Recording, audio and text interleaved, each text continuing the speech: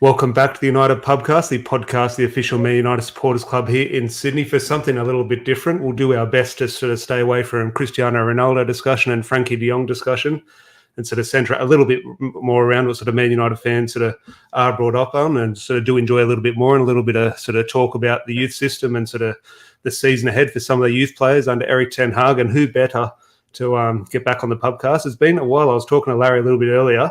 We had Ben Thornley on our podcast. Well, it was probably about the start of the pandemic. It was episode 106. So if you still do listen to us on audio-only platforms, you didn't pick that one up, go back to episode 106. And it was a good chat about Ben, sort of about Ben's career at Man United and sort of the youth setup and challenges that he obviously faced, etc. And what a fantastic story it was. But before we sort of get into all that, Ben, again, first of all, great to see you, mate. Looking well. Thanks very much, Tom. Yeah, nice to be here again. Yeah, no, it's perfect. I think it's one of those things with sort of Man United fans we discuss so often online in terms of the Ronaldo situation is dominating the headlines. Frankie de Jong is sort of, that's never going to go away, and we get so heavily invested in these type of stories, and I think rightly so. But at the end of the day, it's good to just sort of sit back and just sort of remember what Man United sort of is built on and the things we actually do enjoy as fans, and that is obviously sort of talking some of the young players coming through it. And I think it is an exciting crop. We'll sort of talk about sort of the crop you came through with as well. But obviously 30 years later in 2022, got FA Youth Cup winners again. So it will be interesting. We obviously did see some of them on the pre-season tour. So I'll just say good day to some guys in the live chat. Edgar, good to see you. Ben can give us some insight, being an ex-youth player. 100%. Adam, good to see you, mate. And Sanketh here from the Supporters Club. Always good to see you, mate. So on that, Ben, we'll dissect into individual players and we'll go into your thoughts and feelings towards them for the season ahead. What do you make of this current group in terms of, look, you go back to your time in terms of what a fantastic team it was and what sort of those individuals went on to achieve. Then you look, it was back in sort of Jesse Lingard and Paul Pogba's era that they won the Youth Cup. And now here we are 30 years later, this class of 22 has finally done it, and what a great achievement. But it's something that doesn't happen too often. Like in terms of, you think Man United, okay, well, there's such a fantastic youth history, which there is. We don't go and win this competition every single season. There is quite a gap in between it. So just your thoughts on this current group of players and sort of the achievement that it was. Yeah, I mean, I've been watching the FA Youth Cup, you know, with great interest over the years, and you know, lucky enough to be doing the commentary on it. And there have been times where you do get excited. There was a couple of years ago they knocked out Chelsea, who have pretty much dominated this, that competition for, I would say, probably for sort of 7, 8, even 10 years. And they drew them really early in the third round, knocked them out in a terrific game, 4-3. And then you just think to yourself, well, that is pretty much the favourites out the way of the competition. And then in the very next game, they were completely outplayed by a Brighton team who were excellent on the day. They didn't go on to win it. But maybe, the lads probably thought, not having knocked Chelsea out, that, it would have been an easy route to the final. But it just goes to show that it is a very difficult competition to win. And that's what makes what the lads did last year with, like you say, Tom, such a gap in between the last time that Manchester United won it. It was the era of your Jesse Lingard, your Paul Pogba's, and indeed they played against Harry Maguire in the same final for Sheffield United. And that was all the way back in 2011. So it's an 11-year gap since they won it. But I have to say that they were excellent. They scored goals. They defended extremely well. They had a terrific unit between them, and it looked like as well that they got on extremely well off the field, which is exactly what happened when we first won it back in 1992, and that set a bit of a precedent. We won it again in '95, and everybody sort of jumps from '95 to 2011 when the Lingard, Pogba, the Keane brothers eras, Ravel, Morrison, when they won it. But people forget that they also won it in 2003 as well. But for a club like Manchester United, who build, a lot of their foundations on bringing through youth players, it is really strange that there are such gaps between and winning the Youth Cup. And there have been times during that period when they've gone out, to unfancied teams very, very early. And Sir Alex Ferguson, when he first came in, as Eric Harrison, who was our manager back in the day, they put a tremendous emphasis on how important the Youth Cup was to this club. When you think back to the Busby Babes in the 50s and the consecutive wins that they had in it. And then there was a huge gap of like sort of 27 years before we won it again in the early 90s. And that was something that he was really, really keen for the club to do well in. So it's brilliant that they've won it again last season. They thoroughly deserve to. And it's now what they do with their careers and how much they can kick on from that. Yes, it's the first tournament, first trophy that most of them will have won, but how many more are they setting their sights on?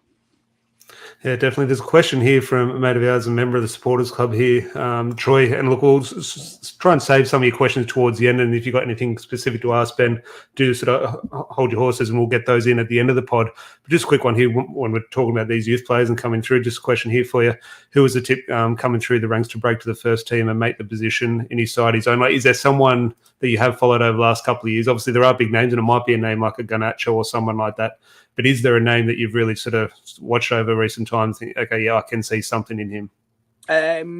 Well, there's actually a lad who's just gone out on loan to Preston for the season, Yeah. Alvaro Fernandez, who for me was pretty much the pick of the, not so much the under-18s because he's elevated himself into the under-23s. I think he's 19 now. I think he's got a real shot, and it's a really good move for him, especially with Erik ten Hag bringing in another fullback in Tyrell Malacia. He probably felt as though his chances were going to be curtailed this season when he was, like I said, the pick of the under-23s throughout the whole season last year. I think he has got a real chance. He's a free-flowing fullback who loves to get forward, can score goals, is pacey as well. And has got a real good understanding of the game. But there are other players as well that I saw coming through the youth team. You mentioned Alejandro Ganacho, who's a real exciting talent. We didn't really see too much of him, if anything, really, on the tour. But he is somebody that I'm sure Erik ten Hag will be keeping a close eye on this season when he, again, goes up into the under-23s and wants to be knocking on the door of certainly the first team squad and certainly the squad of 25 that Erik ten Hag will have to pick very, very soon for his season. There are other players as well. Kobe Mainu, who was a stalwart in the midfield for the under-18s last year, a real strong physical presence in the centre of the park.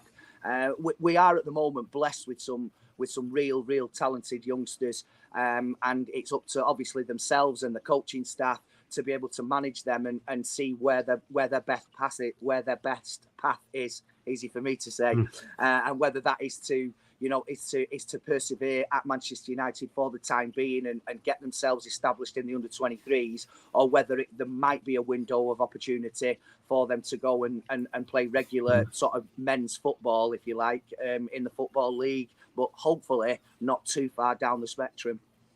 That is a segue into the next thing. You mentioned the tour and the sort of difference between senior football and sort of youth football, and sort of get your perspective on this from your time coming through and also what you've seen over recent times of this current group of players. But two players who did stand out on the tour, and here we are with first up glance of them here in Melbourne in Charlie Savage and Zidane Iqbal, when they both came on, very impressive.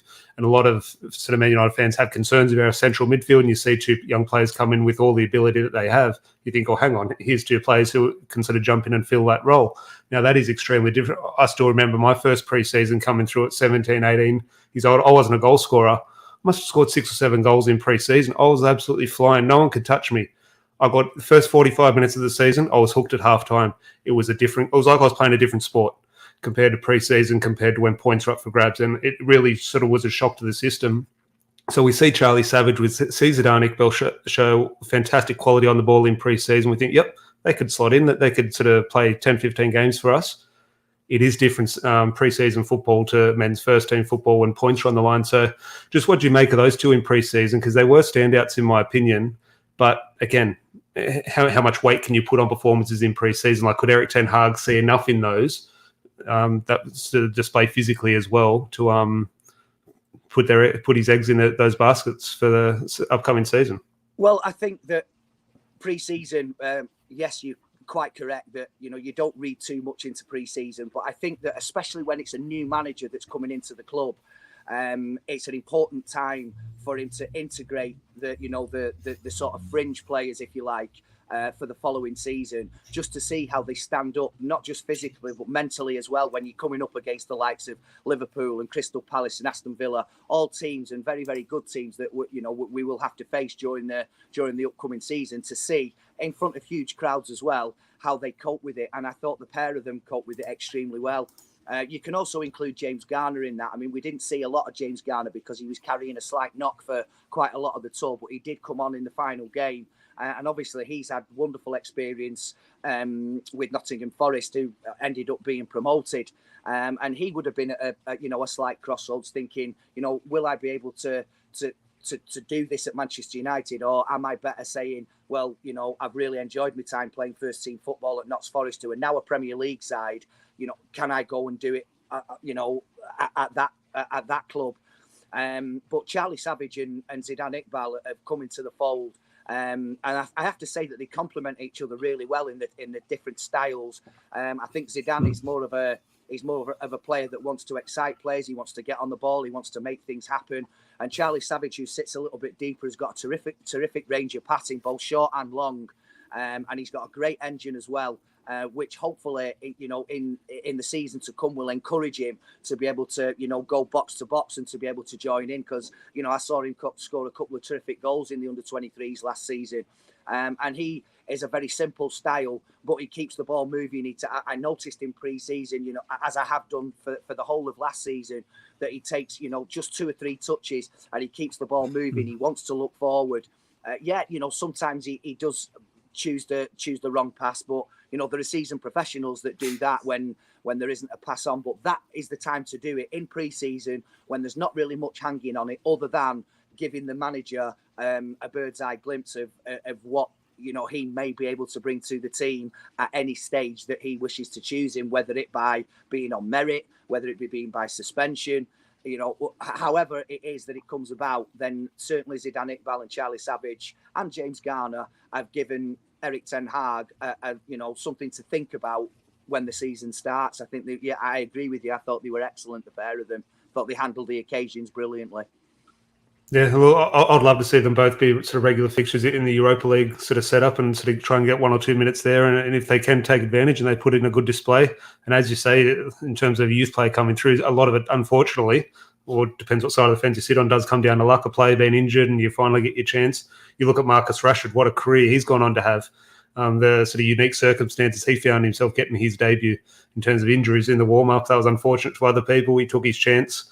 And now the sort of rest is history. So fingers crossed they do get their chance this season. And as you say, it is up to them to take their chance. Now, the big name who I've mentioned once or twice in regards to Alejandro Ganacho, I don't know how reliable these reports are, but it does look as though he's likely to sign a new contract at Manchester United, which I'm sure all the fans and everyone does agree with and think is the right decision. And it'll be great to see, to tie him down, because he's one of those players who obviously does excite. And it's a Manchester United player, that type of wide attacking forward, can score goals, exciting player.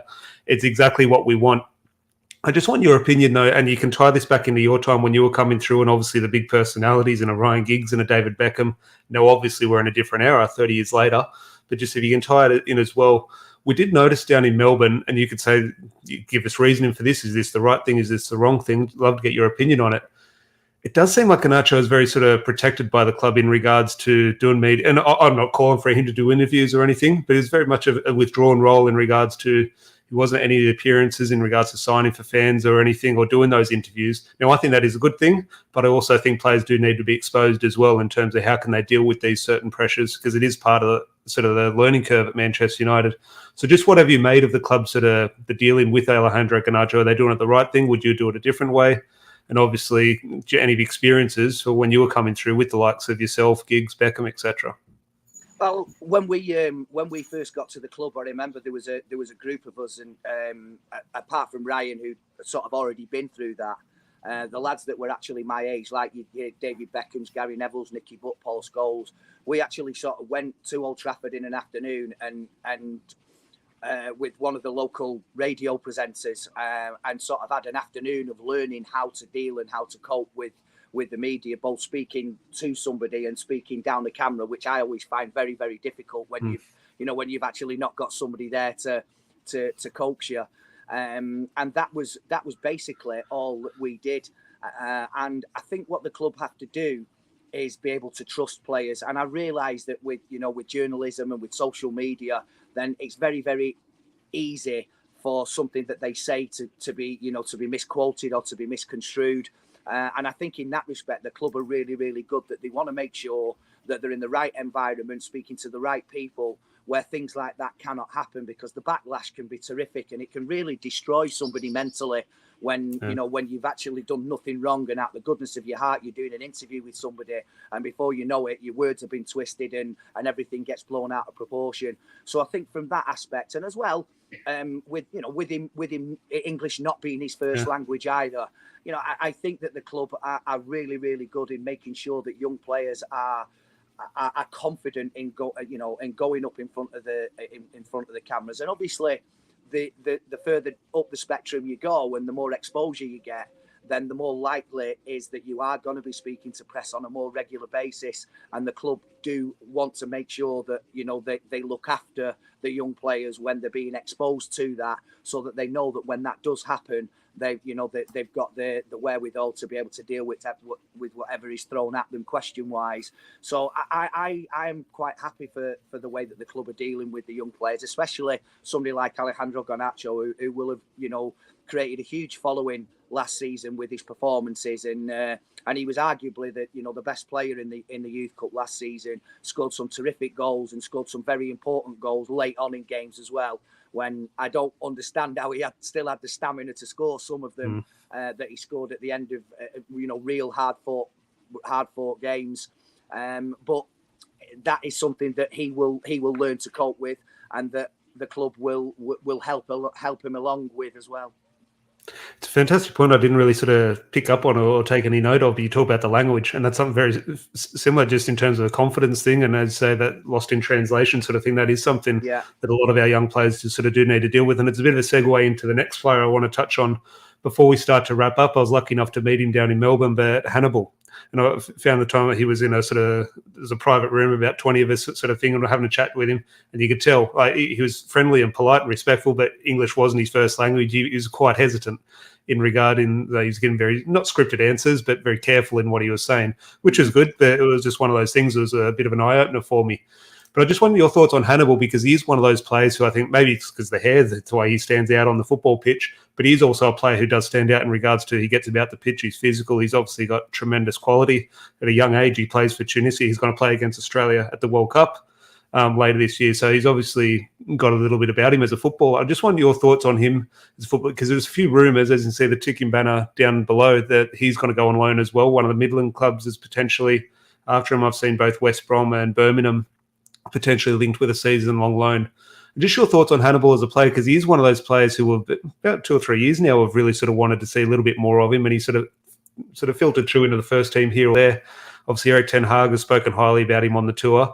It's one of those things where Erik ten Hag has had an A team and a B team on this tour, and unfortunately, when Hannibal has come on, he's almost played in I wouldn't say unfortunate, I think any minutes are good for a young player, but he's almost played in a number 9 role or a false 9 role. I'm just thinking, what do you think of him as a player, someone who's watched him closely? Where could he fit in an Erik ten Hag system? I mean, I've seen him play in all sorts of roles in the under-23s last season, where he was probably, and like you said, something to do with the way that he looks might have him as a target for other players as well. But he was certainly the most fouled player in the under-23s last season, and that is because yes, he is targeted, but yes, he is talented as well. He's got terrific feet. He's got a really good engine. He's got an eye for a goal. He's got an eye for a pass. And even with his sort of, slight physique, which, he will need to fill out a little bit if he is going to be a sort of mainstay in the United squad. He's not. We saw, what he did against Liverpool when he came on. All right, the game was already dead and buried, but he came on and showed the fight that everybody wants to see from a Manchester United player in any game, never mind against Liverpool. So, he's got that in his locker as well. The only thing that I would say about Hannibal, and I go back to my time, is that, and I know how difficult it is that when you are targeted and you are a sort of skillful player that likes to beat players, and you are going to be on the receiving end of some quite rough treatment, is to channel that and saying, give me the ball and, come and do it again. It's not going to bother me if you kick me, you know, if you're elbowing me, if you want to shove me off the ball illegally, whatever. I'm just going to keep getting on the ball and I'm going to frustrate you. Sometimes he frustrates himself and his teammates because of his reaction. And Hannibal is too good a player to not have on the field. And sometimes he just needs to channel that aggression that he's got and that ability that he's got on the ball into making sure that he's frustrating his opposition and not his own teammates. And once he can learn to do that, I think he is going to be a terrific player. Nobody's got a crystal ball, so nobody knows, you know, who is going to make it in Manchester United's first team. Yes, you can have all the ability in the world, but we've already spoken about it. You do need that little bit of luck as well, and you have to have a manager that is prepared to, promote the youth. And I don't think that there's a problem with that with Erik ten Hag at all. We've seen the amount of players that he was prepared to throw into the fray when we were on tour. Yes, being in the Premier League and UEFA Europa League season is very, very different. But coming from a club like Ajax, where they have a fantastic youth system and he knows what it's all about in being able to promote youth players, then I don't think that's going to be an issue either. These lads have just got to knuckle down. They've got to listen. They've got to learn along the way. And I think that, you know, during the course of a season, and especially this season, that is so condensed with the World Cup falling where it is, there's going to be a lot of games in a short period of time. October, for example, United have got 10 games, you know, potentially 10 games, which is a game every 3 days. And there's no way that he can stick to one starting 11 because it's just not impossible. But with a squad, that's why you have a squad of 25, and players will get games. And they have to make sure that they are at the forefront of the manager's mind when it comes to him, you know, mixing it up a little bit. And Hannibal is definitely one of those, along with other lads that we've mentioned. You talk about the learning, and just to wrap up on Hannibal there, you talk about a learning experience of a player, and let's keep this specific to Hannibal himself. Is it lazy of me then to just say pretty much the perfect solution this season is to send him on loan to the Championship and see how he can deal with sort of that? Not that the Premier League is not physical, it's extremely physical, but obviously the stereotype of the challenges that the Championship does bring in terms of what he does need to learn in terms of channeling that energy. Is that almost the perfect breeding ground to see how he develops? Do you know what? I think it could be. I'm not suggesting for 1 second that is the only option for Hannibal to leave Manchester United for a season and go on loan. But I think that maybe being able to learn from playing, you know, adult men's football, knowing that you're going to be playing in front of a crowd every week, and knowing that you're going to go to away ground somewhere where not just the players on the pitch are going to be targeting you, but the fans as well. I think that will be a huge learning curve for him, and to be able to channel in that aggression into, you know, what I said earlier about, you know, if you're going to kick me, I'm not going to bother. You know, I'm looking to the referee to protect me at times, of course.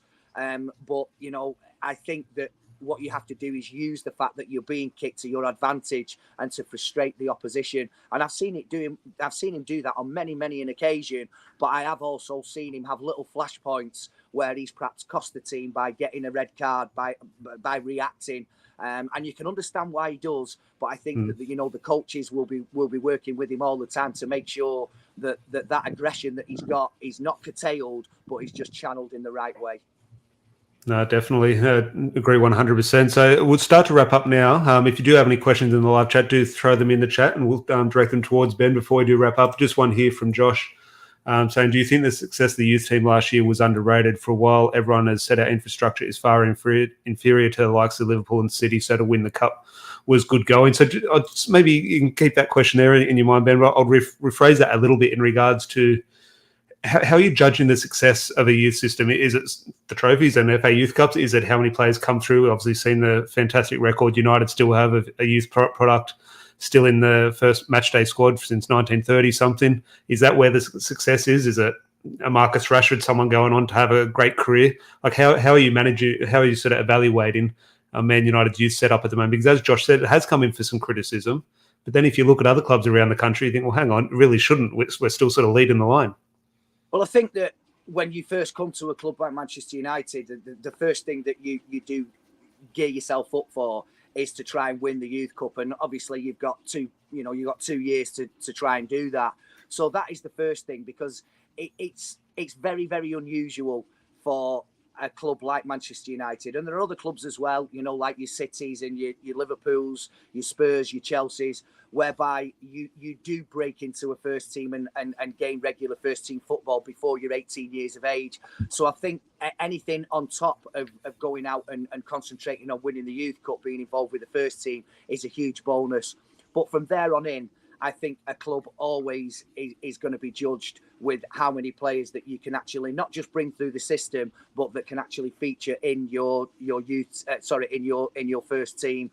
Now, I'm from an era whereby it was pretty much unprecedented that we had 5 or 6 of those players that went on not just to play, sort of 30 or 40 games, but went on to play hundreds or thousands of games between them and win countless trophies.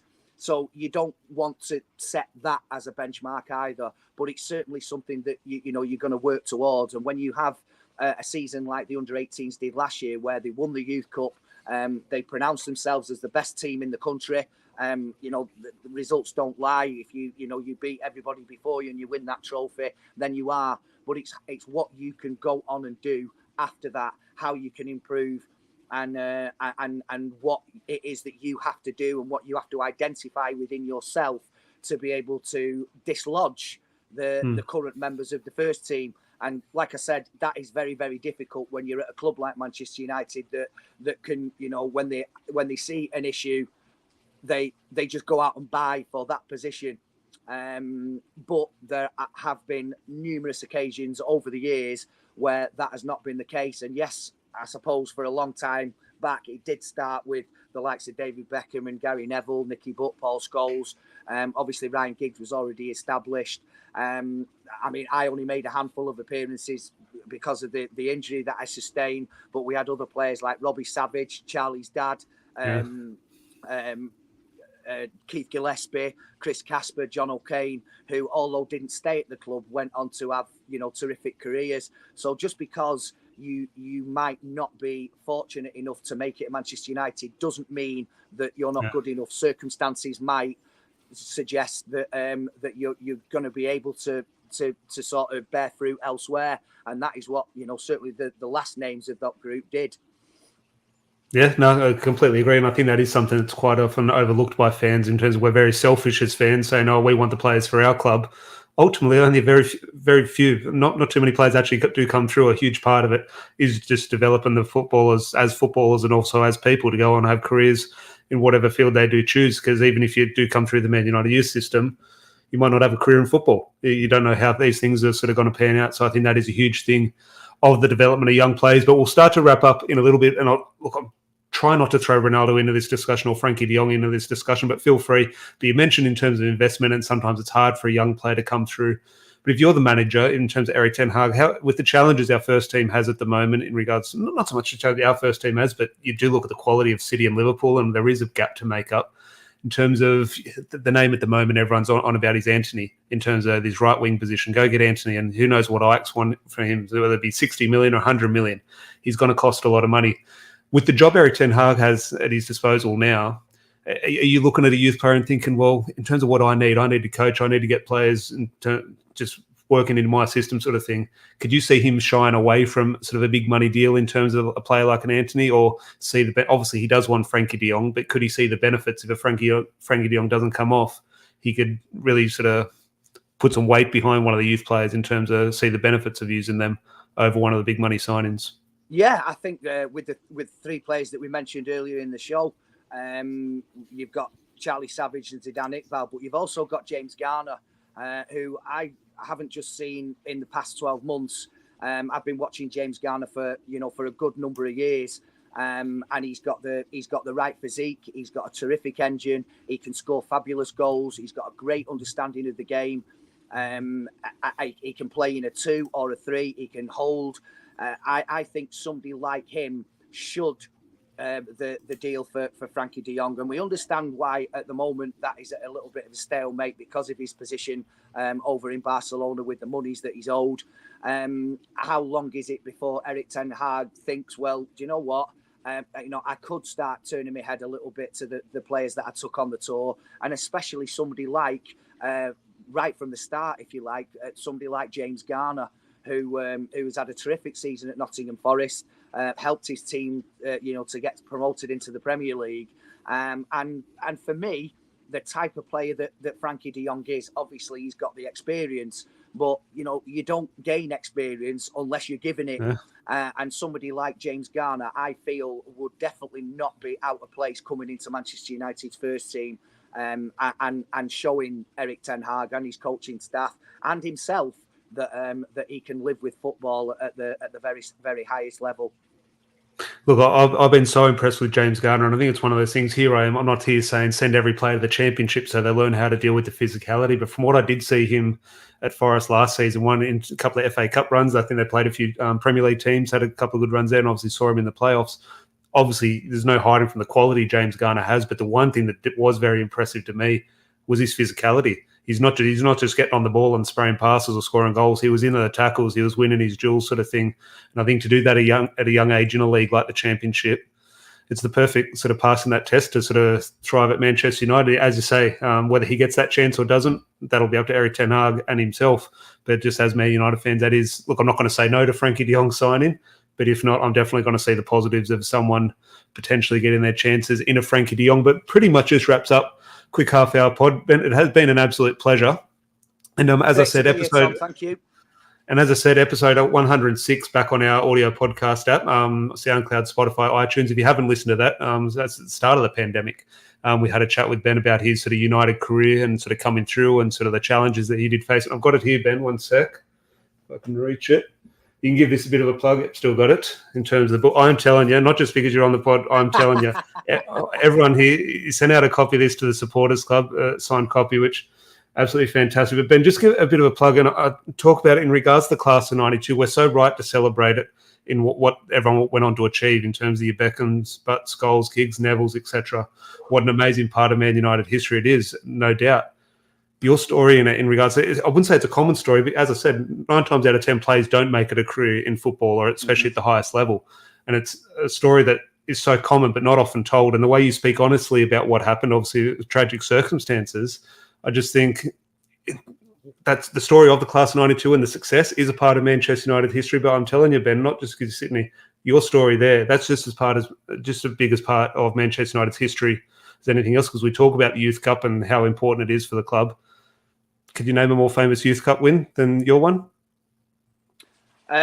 Certainly not with the names involved, I don't suppose. Yeah, but that's what I mean. I think it's such a huge part, and it's a fantastic story. And I urge everyone, there is a link in the description to the book. If you haven't read it yet, I urge you to. But just a little bit about the book in terms of your thoughts on sort of expressing those feelings in the book. Yeah, I mean, I had no inclination to write a book. There's no question.